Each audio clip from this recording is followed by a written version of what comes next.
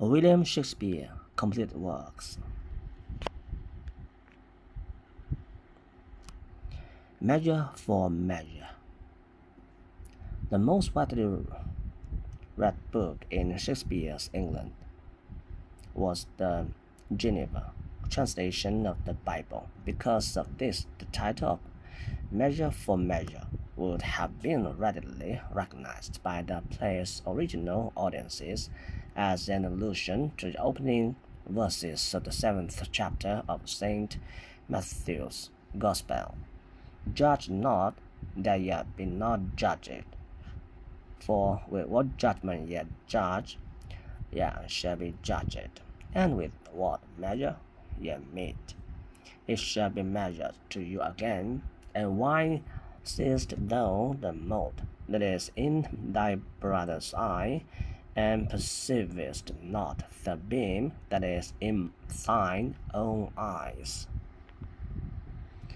The running hand summarizing the content of this page in the Geneva Bible reads: Christ's doctrine, God's providence.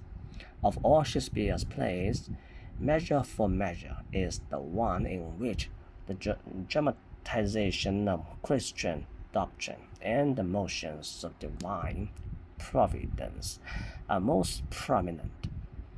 Angelo sees the mote in Claudius' eye, getting his girlfriend Juliet pregnant before marrying her, albeit after becoming engaged to her, and fails to perceive the beam in his own, dumping his girlfriend Marie Anne. Upon discovering that she hasn't got any money, he judges Claudio, but the Duke contrives to judge him by his own measure. The Geneva Bible included interpretative glosses in its margins. Besides the Measure for Measure verses appeared the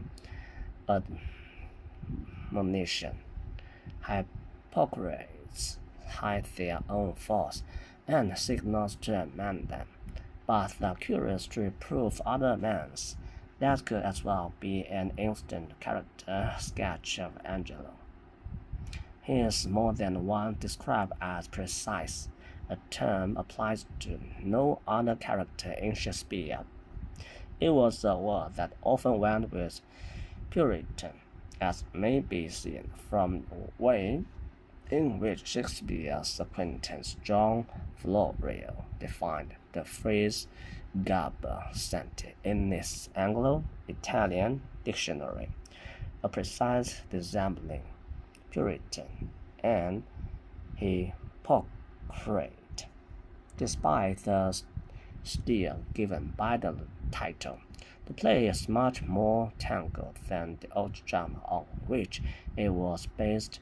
George Whetstone's History of Promos and Cassandra, which shows the unsufferable abuse of a lewd magistrate, the virtuous behavior of a chaste lady, and the perfect magnanimity of a noble king in checking vice and favoring virtue, all for the purpose of revealing the ruin and overthrow of dishonest practices and the advancement of upright dealing. Shakespeare took Whetstone's basic plot line and principal characters, the indecent proposal, the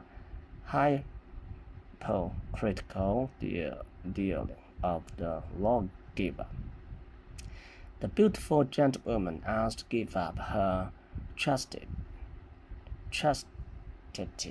in return for her brother's life, the ruler who returns and sorts everything out, but greatly complicated the moral vision. Whetstone's character of Promos has two anguished soliloquies in which he reflects on his desire for Cassandra, the awful structural anticipation of Angelo's self-questioning, was this? Is this her fault or mine? The tempter or the tempted? Who sins most? And when I would pray and think, I think and pray to several subjects.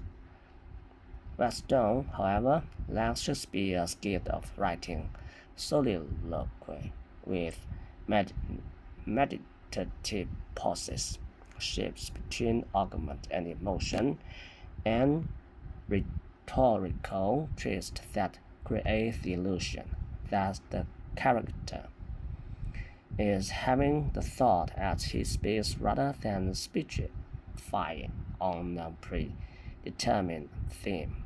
Promotes dilemma.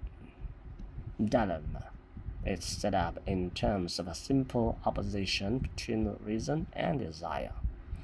With Angelo, on the other hand, it is the force of Isabella's reason, her powers of linguistic persuasion that inflamed his desire. He wants her not because she is beautiful or even because she is on the verge of taking a vow of perpetual chastity, but because he loves to see her mind and tongue at work.